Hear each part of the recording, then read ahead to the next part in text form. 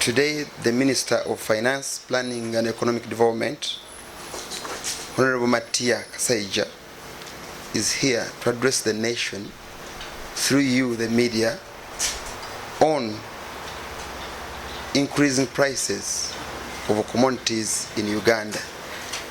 Honorable Minister, you're most welcome. I have come here to address the nation on the rising prices of some of the essential goods and services in our country.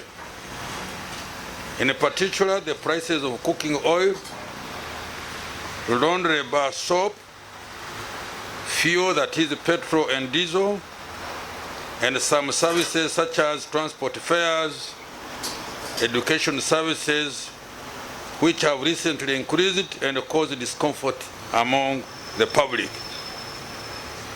According to the information from the Uganda Bureau of Statistics, cooking oil has registered the highest rise in the price by 21% between December 2021 and February 2022, and a 77.6% rise in the past 1 year. The price of laundry bar soap has increased by 20% between December 2021 and February 2022, and by 47.8% in the past 1 year. While fuel, that is petrol, has risen by 15.3% in the past 3 months and by 34% during the past 1 year, among other items. As a result, the Consumer Price Index for February 2022 increased to 3.2 from 2.7 in January 2022. The rise of prices in Uganda, however, is much lower compared with the current global trends. Inflation has risen everywhere in the world, including the advanced nations, emerging economies, and poor countries. For example, annual inflation rate in the USA accelerated to 7.9 in February 2022, the highest they have recorded in 40 years since January 1982. In the UK, inflation has increased to 5.5% in February 2022, the highest they have recorded since May 1992. Likewise, prices have increased in several of the emerging economies such as Brazil, which has scored 11.0%, and India 6.1%, as well as in developing countries including Ethiopia, who have recorded 33.6%, Kenya 5.4%, and Rwanda 5.8%, etc. At 3.2% in February this year, Uganda's inflation remains within the target of 5% and one of the lowest in the region, despite the increase in prices of some of the essential items. Inflation, we are putting it together. Reasons for price increase of some essential goods. The recent increase in the prices of essential commodities are the result of events that have occurred outside Uganda. Uganda is a net importer of intermediate raw materials used in the production of items such as refined cooking oil and laundry soap, bar soap.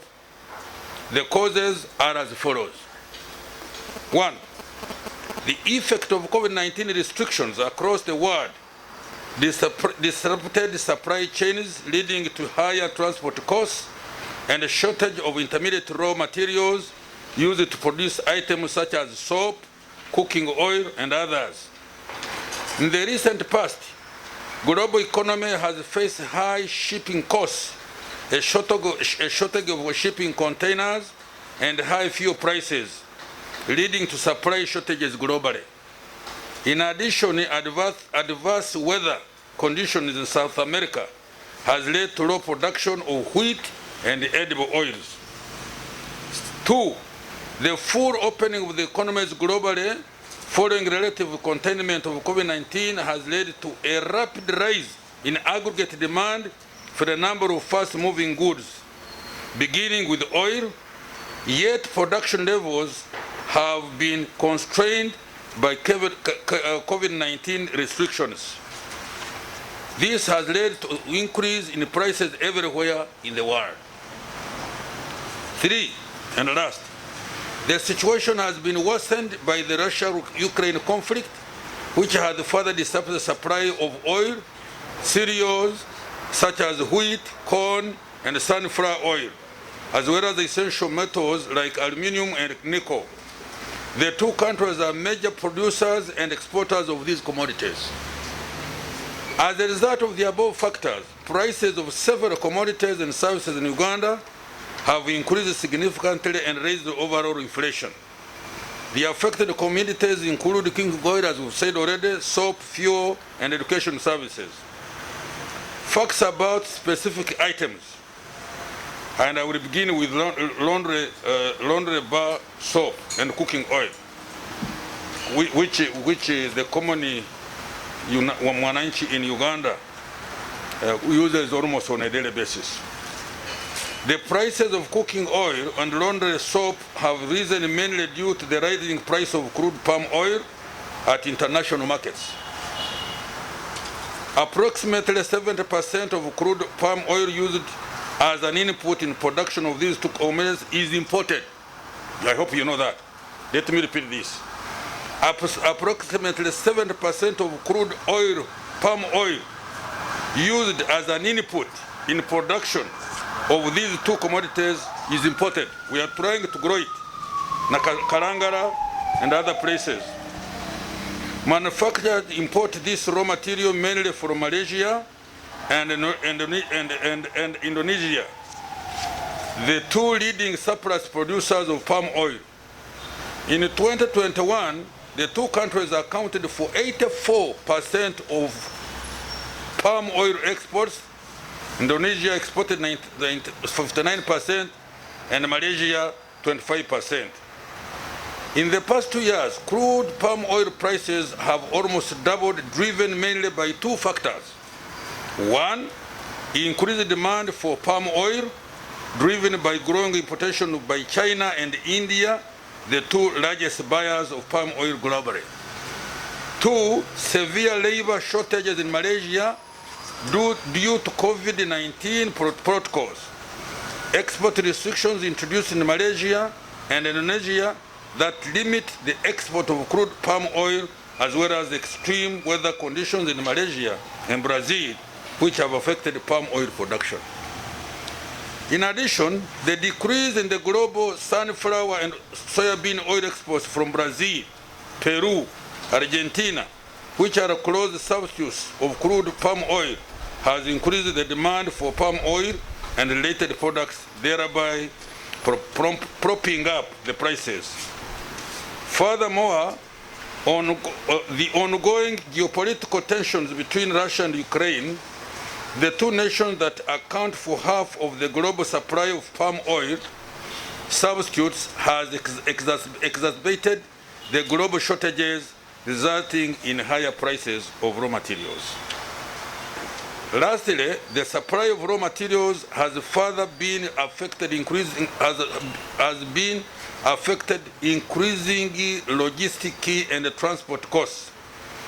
Transport and logistics providers have increased their prices to meet the growing demand for their services following the full reopening of most economies in the second half of 2021 and early 2022. To offset the increase in freight and transport-related costs, manufacturers are passing on these costs towards the consumers.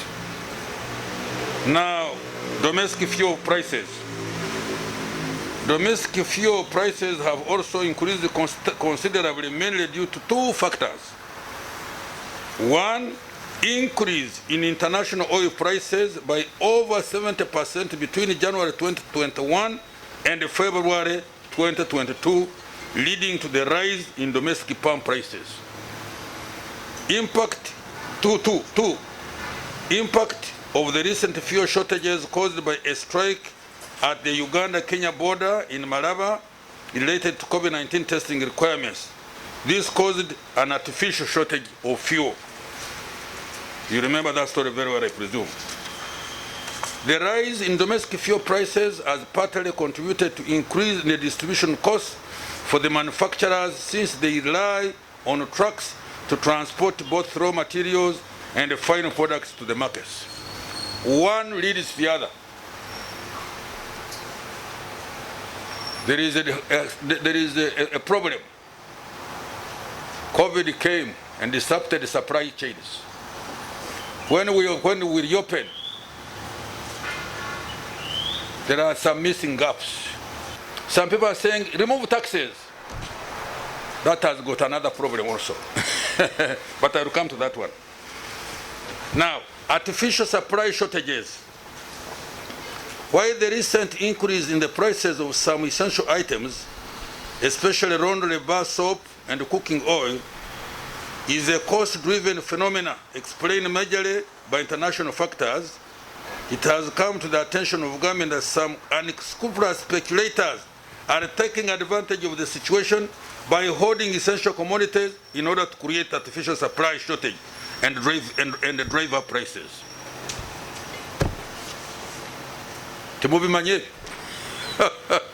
Business people hide.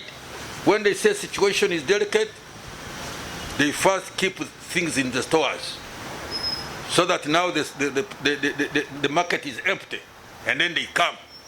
When they come, they increase the prices. Because we are desperate, we in need of that product, we buy. But we buy at a very high cost. We are working with the relevant agencies to investigate this matter, and we will take action against any operators found to be engaged in this practice of hoarding. Now, what are the government responses? As we may all observe, the main causes of the recent increase in commodity prices are external and thus beyond the ability of policymakers in any one country to deal with directly. We should not panic or alarm our people. This is a temporary situation that is going to subside sooner than later. Government is going to respond as follows. Government through Bank of Uganda will continue to monitor the situation and respond whenever necessary with appropriate monetary policy to ensure inflation stays within target and maintain macroeconomic stability. Government will continue to support our farmers to grow more food and vegetable seeds and cereals to take advantage of the rising global and regional prices to boost our export earnings. So we are also now saying, tit for tat, take advantage, the prices are up, let's grow these things in large quantity. Government will also continue to support the citizens and the businesses to recover their sources of livelihood from the impact of COVID-19 pandemic so that they can weather such as shocks. The provision of funds such as the Myoga, the money which I'm going to put which is in UDB, Microfinance Support Center, and the Small Business Recovery Fund is meant to help Ugandans revive their businesses and offer employment in the markets for the products produced in Uganda. So please, businessmen whom I'm trying to help me also by making sure that you are not charging us unduly to make the population annoyed. In addition, the government has started implementing the partial development model, as you know, so that the 39% of the homesteads in subsistence may join the money economy and build capacity to withstand shocks such as price hikes. Furthermore, the environment of high global commodity prices presents opportunities for Uganda to take advantage of. In the oil sector, we have completed all preconditions for production, including securing the required financing and right-of-way for oil and gas-related projects. We will expedite implementation of project activities to ensure timely start of oil production, to bring in more dollars, to boost our reserves, so that Bank of Uganda has enough arsenal to fight inflation. The global shortage of palm oil, sunflower, and soybean provide an opportunity for Uganda to scale up production of the commodities to replace imported content. When I was still an undergraduate, I had a professor, an American man called Professor Taliaferro. He used to say, young man, learn how to turn a disadvantage into an advantage. Have you understood me? Learn how to turn a disadvantage into an advantage. Turn a what appears to be a disadvantage, turn it into an advantage. Now for us, we say when we to government, kakubye. Oriakirabanga a disadvantage, but you turn it into an advantage. Now we are saying, now with these high prices, why if we produce these goods and sold them into the international market, we'll get more money. The farmer will become much richer, and all of us as a country will become that much richer. The global shortage of palm oil, sunflower, and soybeans provide an opportunity for Uganda to scale up production of the commodities to replace the imported content.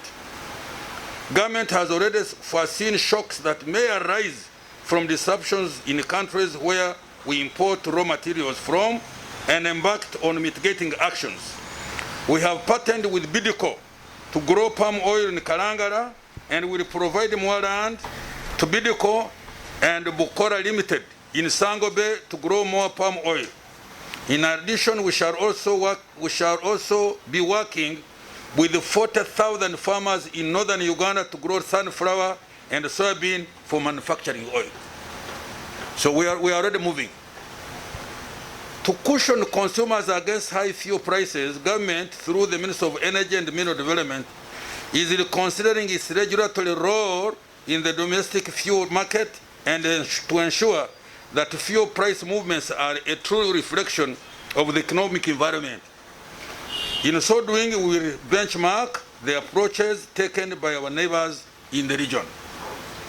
In the medium to the long term, we will continue to focus on infrastructure development, in particular road maintenance and the rehabilitation of meter gauge railway, in order to reduce on the time and the cost of transportation, as you know.